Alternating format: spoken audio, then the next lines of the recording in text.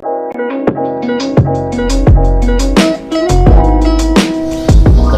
sosial sebagai objektivitas. Untuk memahami konsep kehidupan sosial sebagai objektivitas, diperlukan penjelasan yang berharap seperti penjelasan mengenai realitas objektivitas, realitas subjektif, dan hukum konstruktif dari Peter L.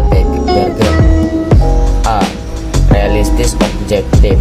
Kehidupan manusia yang sering dihadapi sehari-hari merupakan suatu fakta. Dengan kata lain, masyarakatlah yang mempengaruhi dan membentuk perilaku manusia melalui suatu aturan yang sebenarnya merupakan produknya sendiri.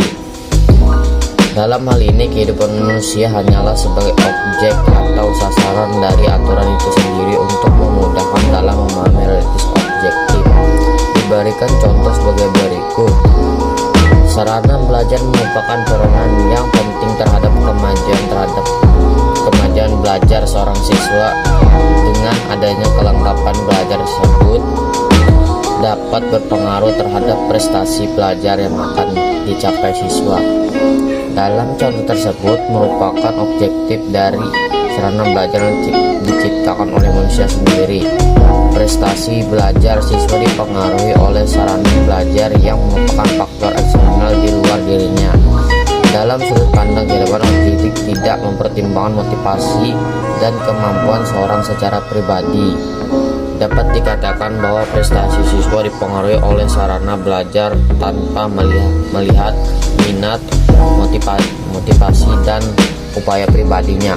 Sifat dari realitas sosial objektif berlaku umum, seperti halnya hukum fakta sosial Emile Durkheim, yang juga memiliki sifat memaksa di luar individu.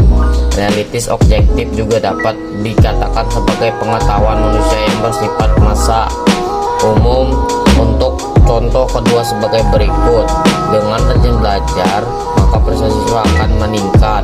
Dari contoh di atas, kita mengingat realitas pengetahuan massal belajar siswa objektif dapat meningkat prestasinya. Sudah menjadi pengetahuan umum bahwa dengan diterapkan aturan rajin belajar akan mempengaruhi prestasinya. Namun cara pandang tersebut juga menimbulkan pertanyaan, seperti sebenarnya perwujudan dari rajin belajar tersebut. Realistis objektif memang tidak melihat karakter unik dari masing-masing